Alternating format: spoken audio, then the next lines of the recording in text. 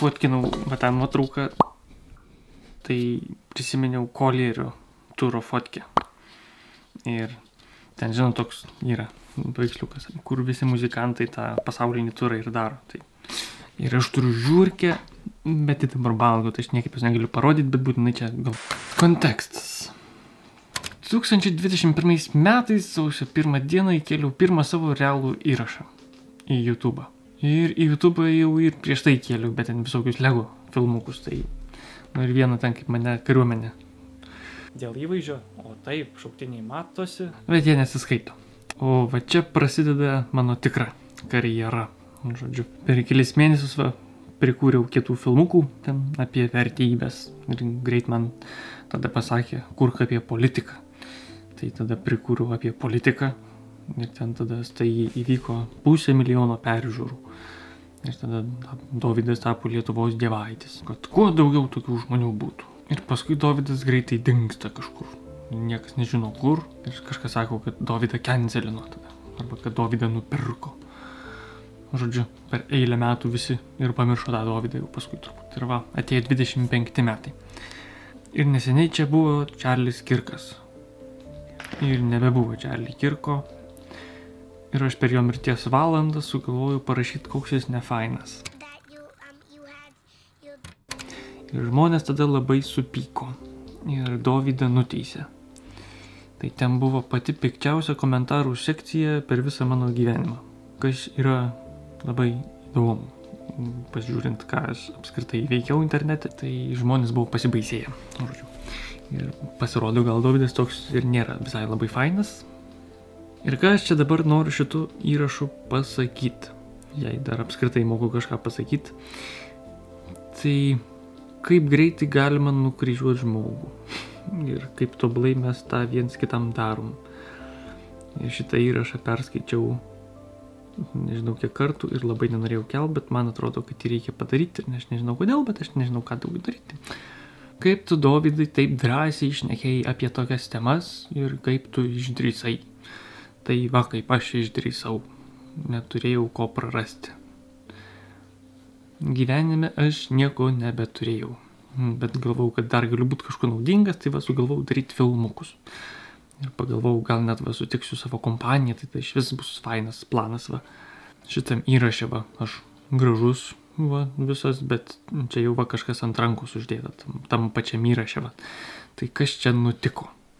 Tai čia aš įrašinėdamas tą įrašą išdaužiau savo durų langą. Delnu. Dėl to, kad kažkas man neuždarė durų mano. Šitam momente realiai telpa viskas, kas pas mane ir vyko už tų filmukų. Tai kažkas čia pamatys, kad aš tipo gal smurtininkas koks nors, tai ne taip ten buvo. Aš tik tai žinau, kad ten buvo vienatvė, nerimas, baimė, dar kokių žodžių ten prigalvot galima iš tos temos žodžių. Esmė, kad ten man buvo žiauriai tamsu ir žiauriai liūdna. Gal kažkas prisimins, 2020 metais turėjo vykti jaunimo dienos. Tokios, dar prieš tuos visus mano filmukus. Tai kariuomenės mėnesiais dar labai laukiau, kada aš dingsiu iš tos kariuomenės ir tada vasarą važiuosiu tas jaunimo dienas su savo Volveku iš Šiaulius. Ir paskui tam Volvekė miegosiu savo. Bet tada įvyko maras ir jokių jaunimo dienų nebuvo. Ne tik tų jaunimo dienų, bet viso mano gyvenimo realiai, kurį paskui planavau kažkiek ten po kariuomenės. Yra ten iš to laiko daug sunkių istorijų, bet ir daug labai gražių istorijų. Ten prisiklausiau labai linksmų tokių. Pavyzdžiui, ten kaip žmonės koncertus per kameras organizuodavo. Mano istorija yra labai nuobodi iš to laiko. Aš tiesiog išgyvenau pratesimą visos atskirties, kurią turėjau mokykloje, paskui kariuomeniai ir taip toliau, žodžiu, ten didelė tema. Esmė, kad čia aš esu žmogus, kuris neturi nieko. Net ir didelio noro gyventi, nes dėl kariuomenės aš jau ir galėjau negyventi, tai bet čia jau kita istorija. Šitam žmogui nėra ko išdrįsti, jis čia tiesiog bando kažką veikti. Ir pradėjus kurti tuos įrašus, labai fainiai viskas man ten galėjo baigtis. Man atsiverė pasaulis, bet mano gyvenimas sugeba man taip iš gražių situacijų viskas sugadinti ir paversti tokiom situacijom, kad What the fuck, ką mes su šitu dabar, ką man su visu šitu dabar daryti. Nu tai va, pabandysiu čia per daug nepasakydamas viską pasakyti. Gal jūs žinot pasakymą išeities taškas. Tipo ten kažkoks atspirties momentas. Tai orbitinėse mechanikose yra toks terminas escape velocity. Pabėgimo greitis. Nes čia pabandysiu labai trumpai ir greitai gražią analogiją. Nupaišyti čia turėtų neužtrukti labai.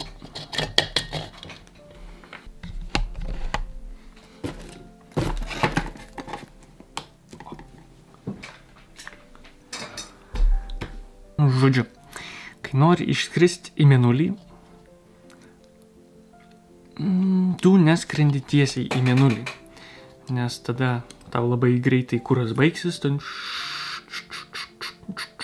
ir tu nukrisi žemėn ten paskui greitai. Tai pirmiausia, ką tau reikia padaryti, tai palikti žemės traukos lauką, erdvę. Kas čia nėra labai tiksliai čia parašyta, žodžiu, bet reikia pasiekti didelį greitį tokį, kad kai tau, ne visai baigsis degalai, bet žodžiu, gali išjungti variklius ir tada pradedi kristi žemę. Bet tu pasiekęs tokį greitį, čia dar kruti ir tu paskui tiesiog pradedi krist pastoviai. Ir tu krenti žemę, bet niekada nenukrinti. Tik tai orbita turėtų būti biški tikslinti. Tai čia dabar reikia padaryti porą korekcinių impulsų tokių. Sakykim, va šitoj vietoj padarysim, tada šitoj vietoj padarysim dar vieną ir tada pradedi suktis aplink žemę, sakykim. Va atsiranda stabili orbita mūsų kosmonautų. Ir tada iš šitos orbitos reikia labai nedidelio impulso, kad išskristum į atvirą kosmosą. Tai skrendi kažkada šito orbitų ir kažkurio metu nutaikai savo varikliuką, įjungi ir iš tos visos orbitos išskrendi. Ir tada gali atskristi mėnulį, čia pagauni orbitą aplink mėnulį ir paskui nusileidi to mėnulio. Pabėgimo greitis. Ir ta vieta, kur tą impulsą padarai, yra išeities taškas. Jei taip galima pavadinti tą tašką.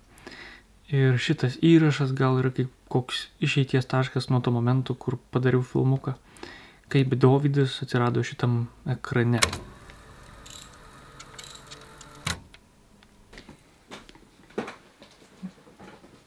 Paeksperimentuot galima su nauju apšvietimu. O, taip, mažiau.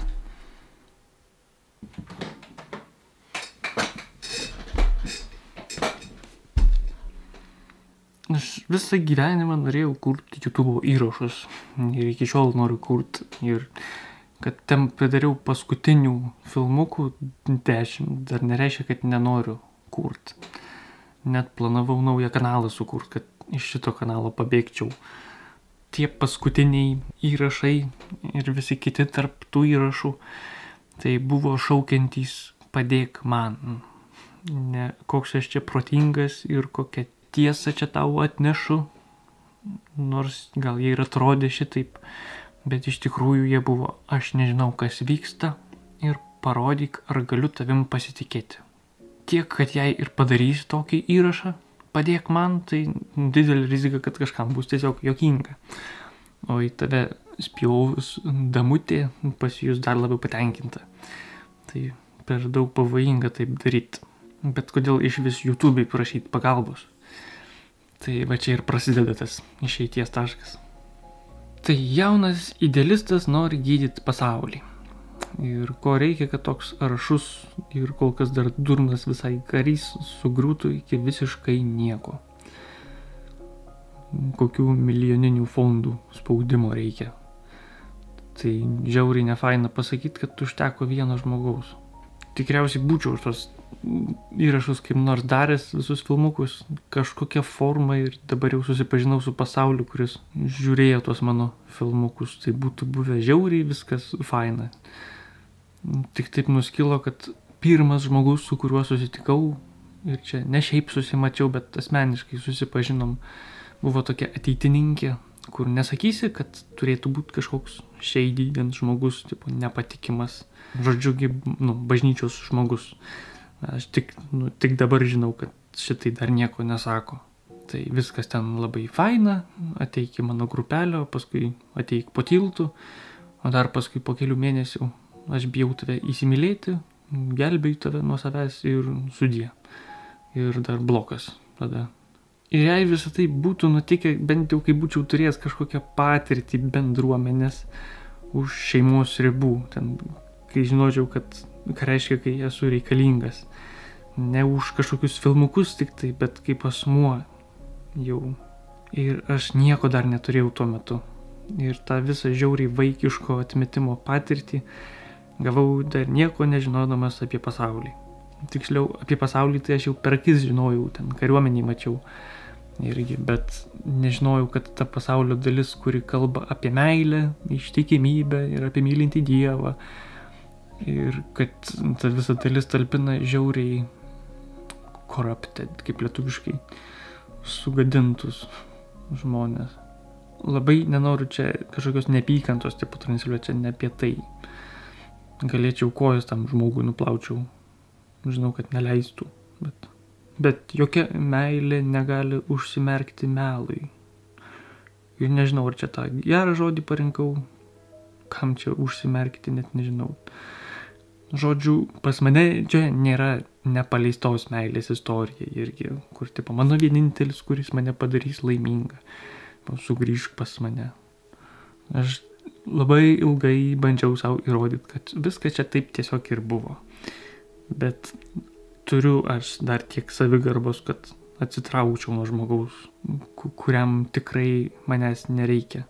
Ir čia pas mane buvo taip, kad aš neatsitraukiau nuo man nupieštos žmogaus idėjos, kurią labai norėjau palaikyti ir kuriai pažadėjau dalykų, kurią labai netobulai, bet labai nuoširdžiai ir labai mylėjau. Ir tada 2 metus sapnavau košmarus, kaip tam žmogui blogai. Ir kaip aš kažko nepadariau tiek, kiek reikėjo. Po to kitus 2 metus bandžiau įrodyti savo, ant kiek vis dėlto gal viską klaidingai supratau. Ir tas tiesos ieškojimas galų gale vis tiek niekur nenuvedė. Širdžiai vis tiek rūpi, kaip iš tiesų viskas yra. Gal kažką netaip pasakėm, arba gal už kažką esam atsakingi. Ir pats laikas tokioje situacijoje nieko nesprendžia. Dar tai bus pusę metų, ar tai keli metai. Ir po tų visų metų vis tiek reikia permušti visus blogus ir bent keliom žinutėm pasikalbėti, kad pagaliau išgirščiau, kad niekada aš ten iš tiesų nerūpėjau, buvau netinkamas, bet gal buvo šansas, kad būsiu tinkamas. Nu tai pažiūrim, kas bus. Ai, nelabai kas bus. Swipe. Buvo galima man pasakyti, kaip nors gal klausimas, ar aš daviau labai aiškiai, kad man reikia tokios informacijos, bet man atrodo daviau. Ir tikrai buvo galima man taip tiesiog ir pasakyti. Metais anksčiau. Ir žadėjai, kad susitiksim, kad pasikalbėsim. Gal po mėnesio, gal po metų, bet kiek reikia laiko, tiek aš palauksiu. Bet kiek gali reikėti laiko, kad susidėliotum savo tiesą? Gal ir begalybės tada, kai ta tiesa tau pačiai nelabai gražiai turbūt skamba. Kažkas žinau, kad pyks, kad overthinkinu, pavyzdžiui, ir atsipalaiduoti reikia. Tai čia daug turbūt visokių įdomių komentarų gausiu, bet apie overthinkinimą galiu pasakyti, kad overthinkinimas yra vienas iš būdų, kaip galima bandyti sukontroliuoti savo procesus visus.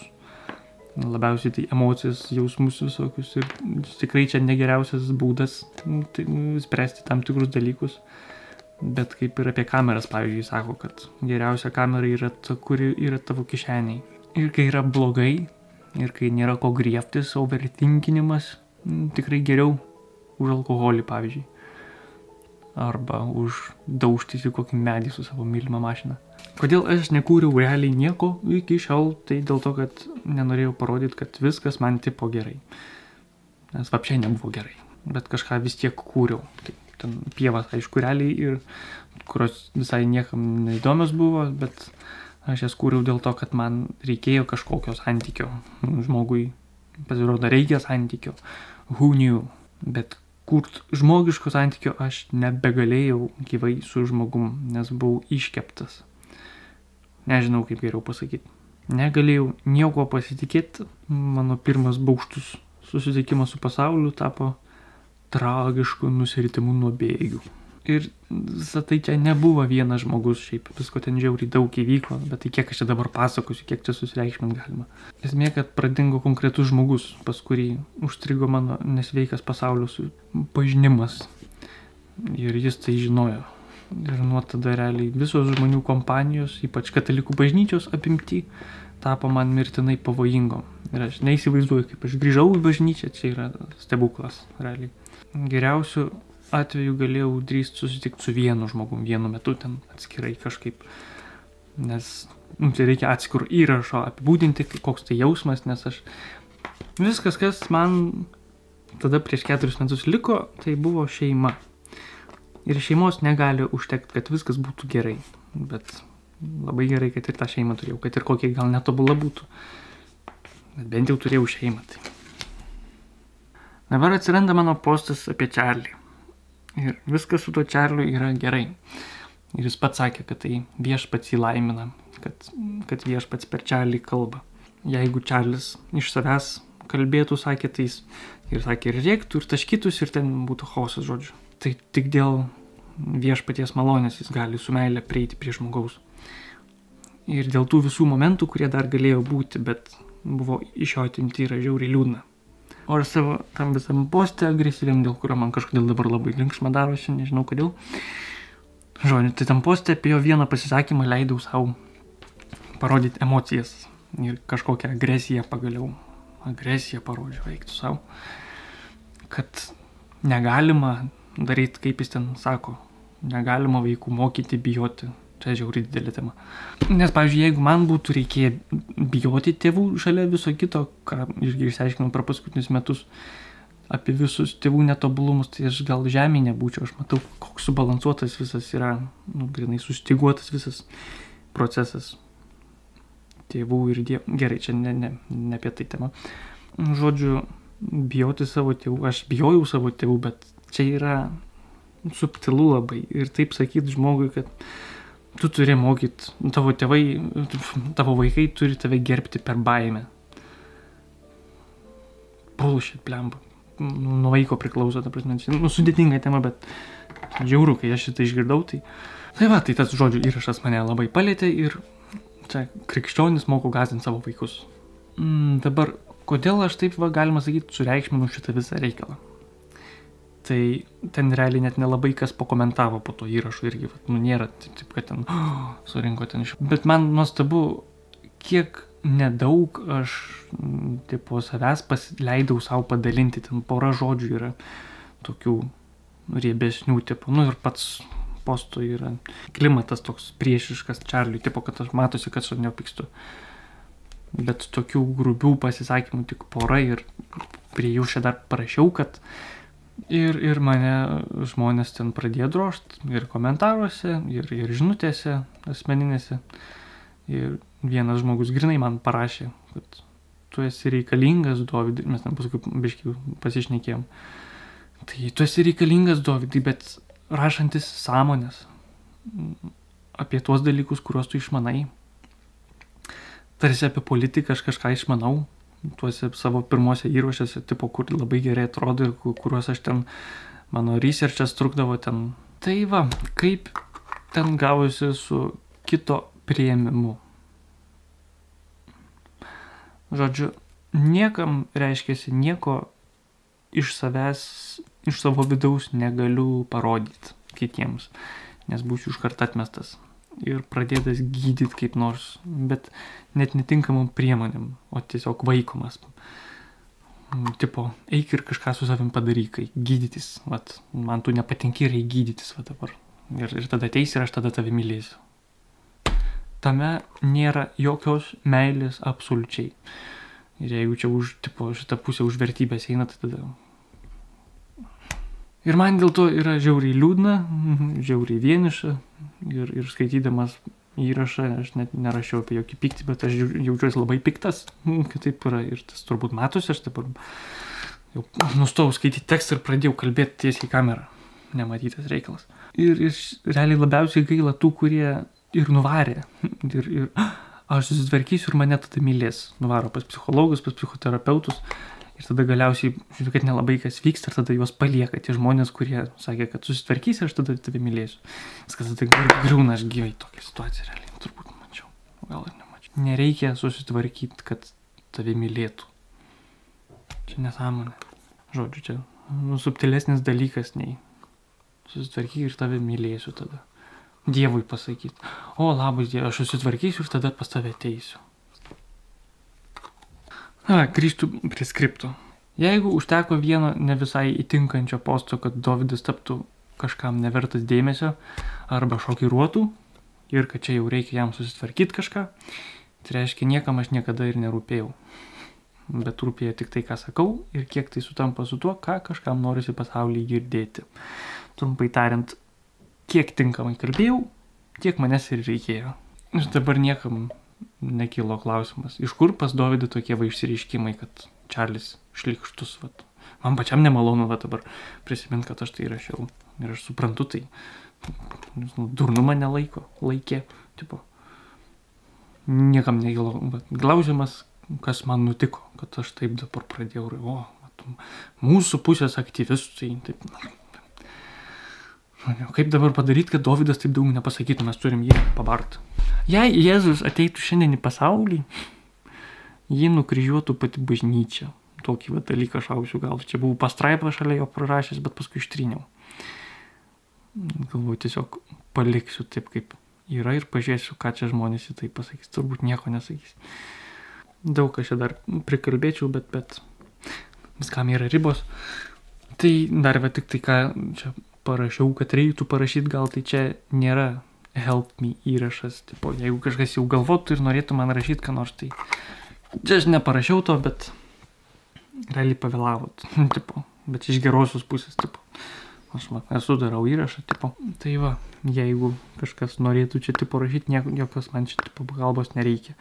Bet jeigu pokerį, pavyzdžiui, norit žaisti, pavyzdžiui, kompanijos trūktų, arba norėtumėt pažaisti žetonų neturite, aš tokį rinkinį nusipirkau prie gimtadienį žiauriai kietą. Ne kietą, bet tai vat labai mielai arba prisijungčiau, arba galim organizuoti kažką žiauriai faina būtų.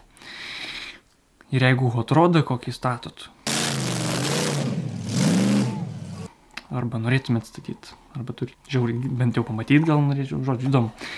Ir pats norėčiau pasistatyti hotrodą kada nors. Ir visas šitas mano monologas iš savęs yra absoliuti tuštybė. Bet jeigu jis iššauks kokį pokalbį, tada bus kietai. Ir bus galima kažkiek paaugti. O jei nieko čia nebus, tai bandysiu dar ką nors sukurti. Ir jo, čia užrašiau dar svarbiausias viso įrašo klausimas, bet ar suteikiau progų kažkam mane priimti. Nes čia realiai toks tipo epicentras. Tai. Nepriėmimo klausimas užsibaigė nukryžiavimu. Čia yra esmė, kuri kabo ten. Lokiukas.